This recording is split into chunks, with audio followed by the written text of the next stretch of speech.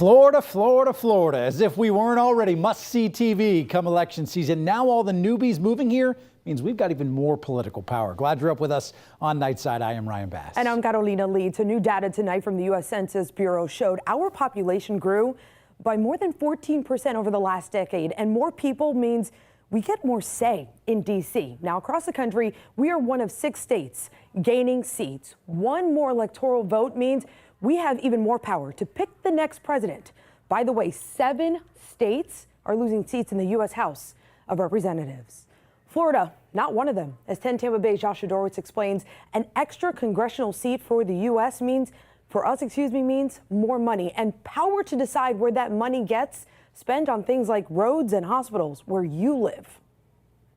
We win Florida, and it's all over. We're going to win Florida big. We're going to win a lot of states. Yes, expect even more of that in 2024. There's more to win now in Florida. But having one more member in Congress, well, that's a big deal too, because it could mean more Floridians on committees directly responsible for deciding where federal taxpayer dollars are spent. So that will mean potentially more influence, potentially more funding for things like roads and bridges and other infrastructure needs.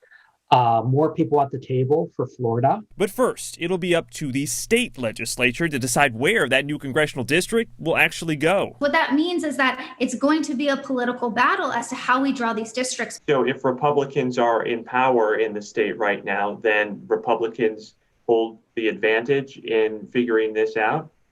Likely so. I mean, there's only so much advantage you can do because there are rules and regulations to, how you can draw those maps. So if you draw them too unfairly, they'll likely be taken up in court. This is why the parties were so focused on the state houses in this past election. This increased influence comes as critics argue Republican state lawmakers are trying to make it harder for people to vote. In the Senate today, they passed restrictions on vote by mail and drop boxes. Florida is a big, diverse state. So as these barriers are created, it really creates questions as to how supervisors are going to implement the law and how we're going to protect those voters and make sure everybody has an equal right to vote.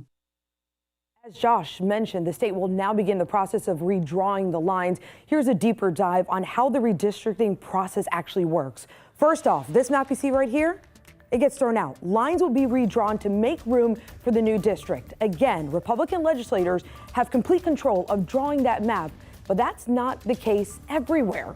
In Colorado, which is also getting one new seat, a nonpartisan group will decide where to draw the lines. Members of that group are not legislators or public officials. So what happens after all the lines are drawn? In most cases, including in Florida, the new map must pass through the legislature, similar to a bill. From there, it heads to the governor's desk for final approval. The new districts will officially take effect for the election in 2022.